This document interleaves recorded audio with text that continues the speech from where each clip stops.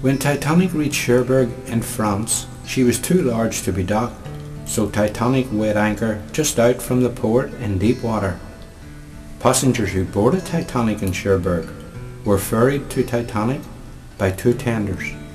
The first tender was called the nomadic, and it ferried the first and second class passengers, while the second tender, the traffic, carried the third class passengers.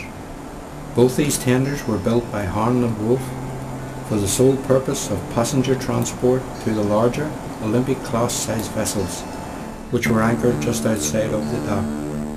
The nomadic still exists today and has had quite an extensive career. In her time she has served as a troop ship in both world wars. After her years of being a tender were over, nomadic was then converted into a floating restaurant in Paris for many years, before recently being bought by the Department of Social Development in Belfast.